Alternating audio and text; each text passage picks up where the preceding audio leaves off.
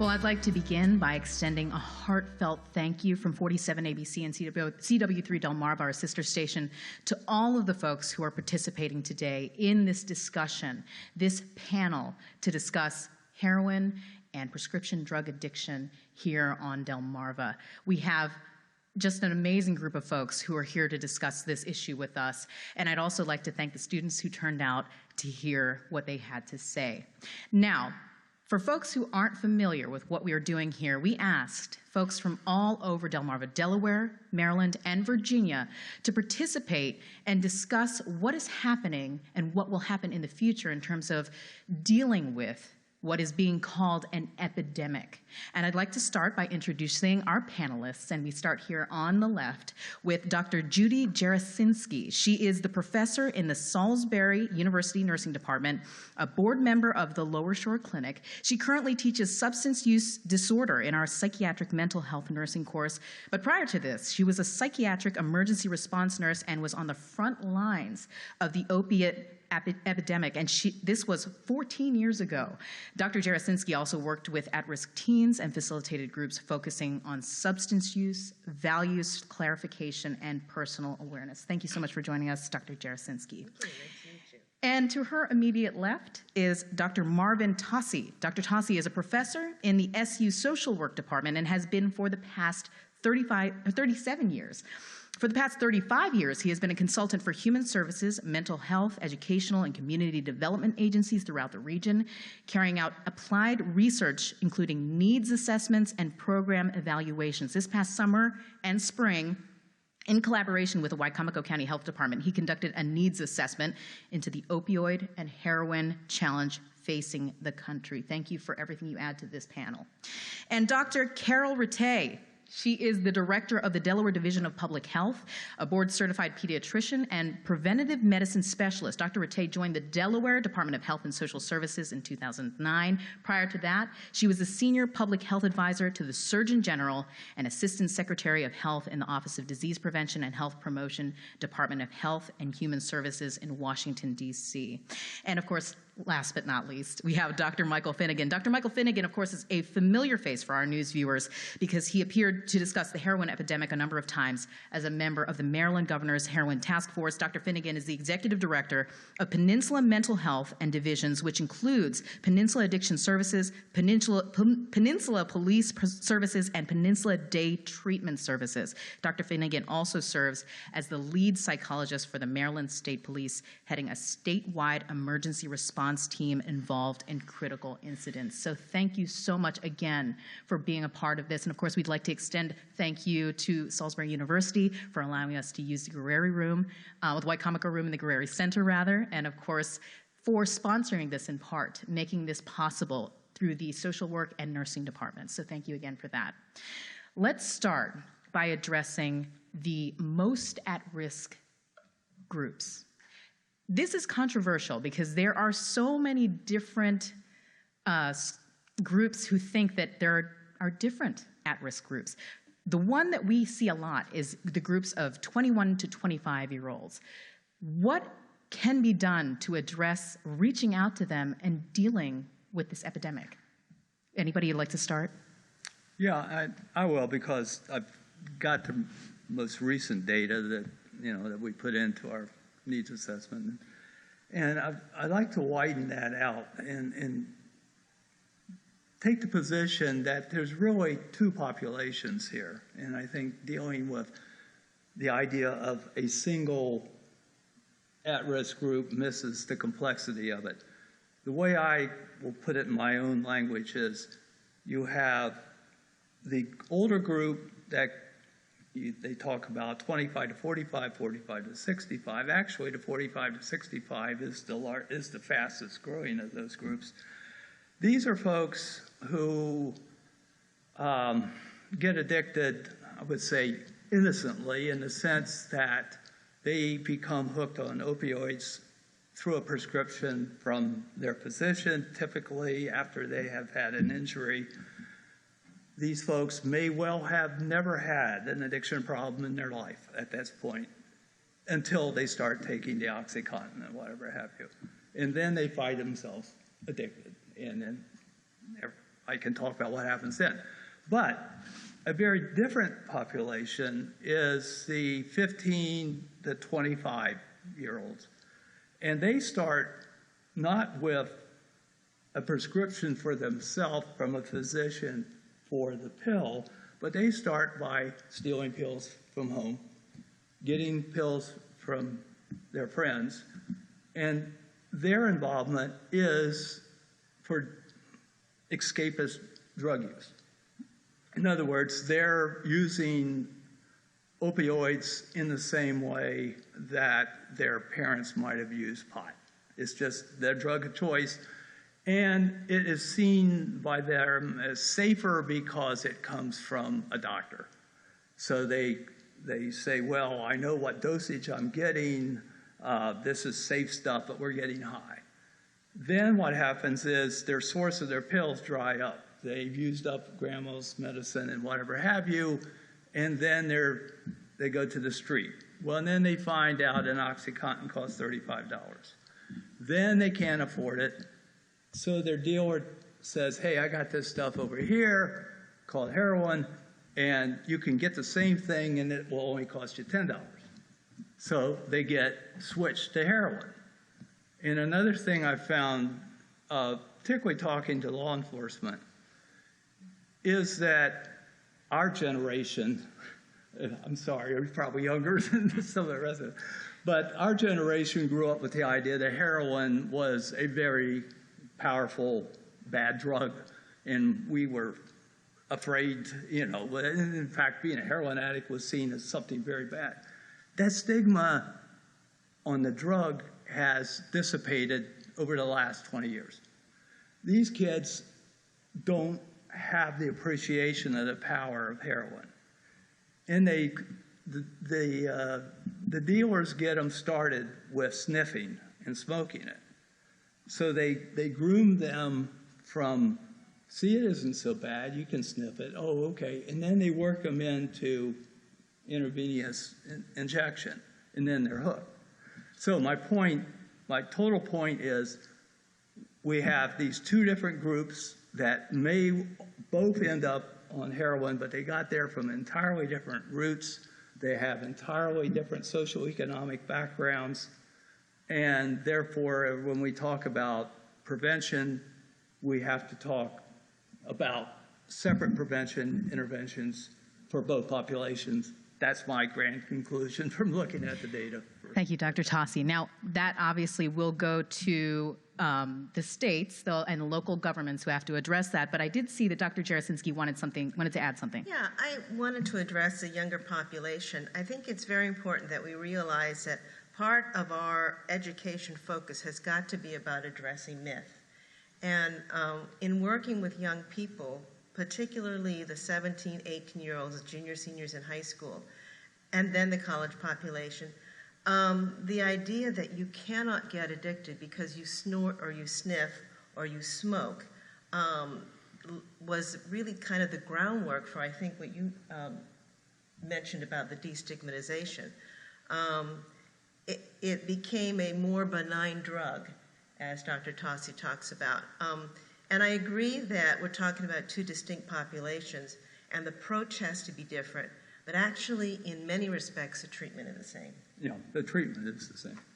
Now, Dr. Rattay, did you want to mention anything about how you would attack prevention and getting the awareness out there?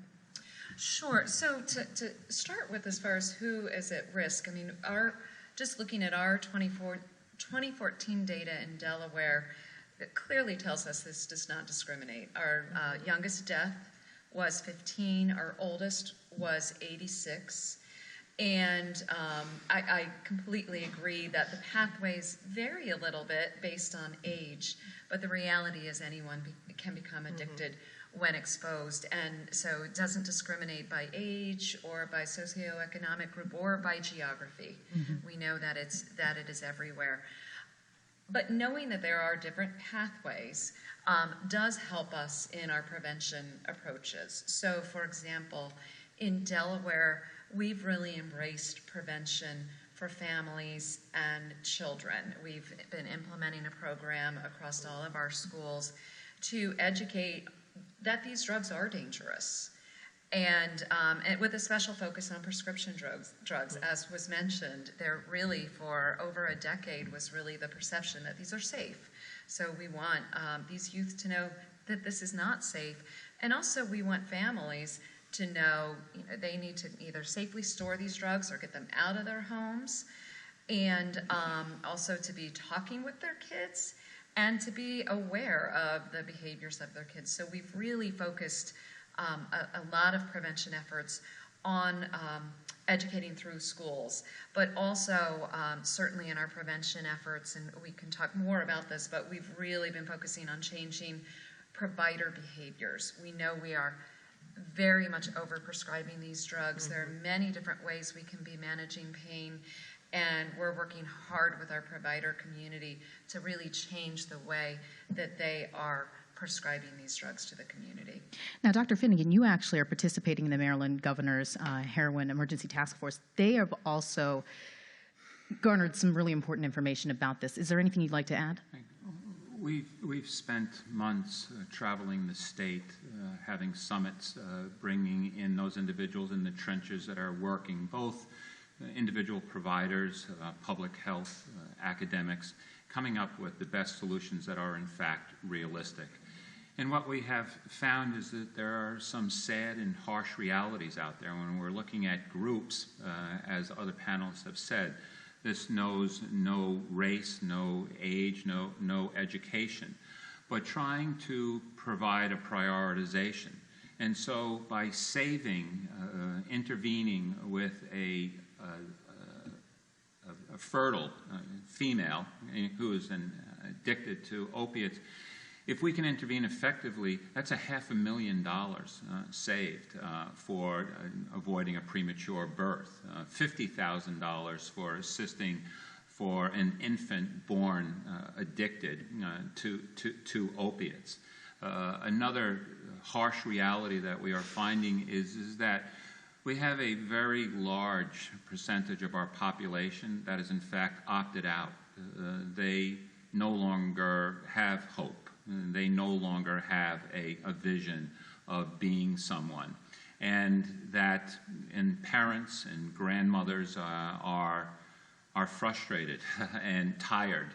And that where contingency management is important, of where the idea that if we base our treatment programs on individuals who are motivated, we're going to have a problem, because there is a whole segment of individuals who are not motivated for a variety of different reasons. And so we're trying in Maryland to establish programs that are highly realistic, based on those individuals in the trenches and what they are faced with. The open air drug markets that operate outside of treatment facilities in Baltimore, the salesmen who stand outside of prisons waiting for inmates to be released, so that they can immediately provide them with heroin as they come out.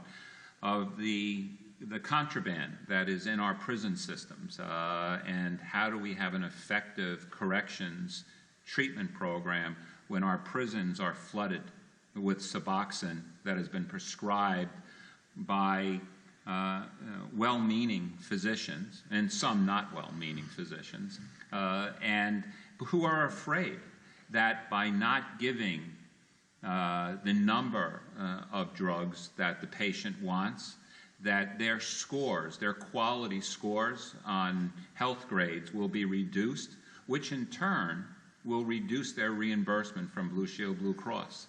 I mean, this is a complicated puzzle. This is chess. And we are trying to really not come up with pie-in-the-sky recommendations, but based on the realities that we have heard, these distressing stories from grandmothers who have lost their grandchildren, and from physicians who are trying to do good work but are under such financial and regulatory obligations that makes it very difficult. Dr. Tossi? Yeah, I wanted to add on to that, because, the social worker's view of the world is very much involved with the community and the social environment by which things are happening. And just two little anecdotes. One about the doctors afraid to underprescribe. We found in our research this spring that actually emergency rooms turned out to be a source of pills that got out into the community because they were, at least one explanation was, they were afraid that in filling out the consumer satisfaction card, that the patient would give them an unsatisfactory evaluation because they didn't take care of their pain. Therefore, they gave them pills. And the one other thing about the social environment kind of thing, and that is to understand that when we're dealing with this, you're not dealing with a placid, uninvolved environment in terms of the sellers. In other words, I mentioned before, the seduction from sniffing to smoking to injecting, the sellers groom these people. And as you're trying to help them get away, the point you have to understand is when they leave you, they're going back into an environment which is doing its best to suck them back into that environment and to undo what the therapists have been doing. And this idea of open drug markets, I found that, my impression a while back was that it was sort of like a market. But what I found out, particularly in Wicomico County, is we don't have per se a drug market. We have drug mini-marts. We have drug markets everywhere, in that our proximity to Philadelphia, Washington, and Baltimore allows local entrepreneurs to drive up there, buy their stuff, come back. And the movie idea of the big drug overlord who controls everything that's going on, that's not the picture in Wicomico County, at least. There is no big drug lord who is controlling who sells where. They're entrepreneurs. They're users themselves. They go up, they buy a bunch, come back. As one of the officers said, he can go to any convenience store and sit in his car for 10 minutes and he will see a drug exchange. It's everywhere. The phone calls are made, they show up. So I'm just trying to bring the environmental stuff in that I think is very important on the impact. I agree. So we'd like to turn, because we don't want to forget that there are other issues that really, really need to be addressed. And one of those is addiction as the epidemic, as addiction as a disease. More so now than ever before, mental health and addiction are forefront in the conversation. They're actually combined in many cases in terms of how to attack the current issue of the heroin and prescription drug abuse epidemic. Would anybody like to weigh in on that? I would. As part of human behavior, the reality is that effective systems are funded. Volunteerism is a luxury, and volunteerism that is sustained is very difficult. You can see it in certain groups around the world, particularly religious groups that volunteer. But by and large, there has to be a financial solution. Maryland has been devastated by the insurance industry. Behavioral health, the margins that allow these organizations to continue to provide these badly needed services operate on paper-thin levels of reimbursement. And so therefore, it is next to impossible to hire prescribers of psychiatric medications in the rural areas of Maryland. And when one tries to interview these individuals, the salaries that they are requesting, the insurance company, even if the provider was busy 40 hours a week, full, okay, that you would not be able to make it doesn't work financially. That when we look at the reduction in reimbursement over the course of the last 20 years in behavioral health, it is shameful. And therefore, we have fewer and fewer high-level, we have high-level, mid-level providers. But the numbers of highly trained providers, individuals that have 8, 10 years of training, are opting out of the system. It doesn't work. And they opt out in areas where it is most painful, most difficult, most frustrating. Well, the poster child for that is substance use. And so we are trying to deal with treatment access and dealing with the insurance companies of where they are mandated to have adequate networks. I mean, but those are shadow networks because so many of those providers are no longer providing service for the insurance. And so therefore, from a standpoint of supply and demand, the insurance companies have no pressure to provide adequate reimbursement. To provide 3 hours of addictions care for an adolescent in the state of Maryland, the reimbursement for 3 hours of care is $30. Okay? And the reason for that is that the state changed, or the insurance companies changed the system of where once a patient, a juvenile, is in an intensive outpatient level of care, and they drop down to 2 days a week, the IOP, the intensive outpatient rate, changes to a group psychotherapy rate. And then there was a change. Instead of providing 2 segments of group psychotherapy, it's 1. So for 3 hours of care, $30. You can see how it is not realistic. And that is why systems are closing in Maryland. At a time of great need, treatment facilities are closing because of the insurance policies that operate in the state of Maryland. And unfortunately, we only have about 4 minutes left to address, and I saw a number of hands go up who want to weigh in on this. We'll start with Dr. Rattay. Yeah, I'll just quickly take a little bit of a different angle in responding to your question. First of all, I mean, it's clear we're in the midst of an addiction epidemic, so it's not just that we have more awareness now, but every indicator is telling us we're in the midst of an epidemic. One thing that is gratifying, as something that you said, is we're in a place now where there is more recognition that this is a disease and this isn't just an issue of lack of willpower or poor personal character. So we have many more people who are seeking treatment because we're in an epidemic, but also because there are people that want to get well. We in Delaware, we know that our capacity is not adequate to meet the demand. Our governor has just been able to find an additional $4.5 million in our state budget to increase our access to treatment and recovery services. And so, we're hopeful that we're going to be able to get ourselves in a better place to meet demand, but clearly we're not there right now. Dr. Jarosinski. I just wanted to add to Dr. Finnegan, to put a humane perspective on this, when he talks to you about the inaccessibility of care and the minimum hours of care, most people think that treatment consists of detox, when detox is in fact the preliminary step. The preliminary step.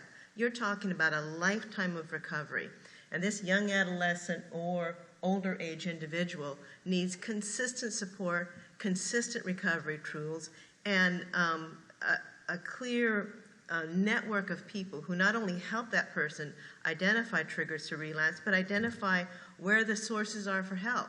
So when you think about the whole picture of treating the individual, and I'm not even talking about the controversial issues of methadone or naltrexone or Vivitrol.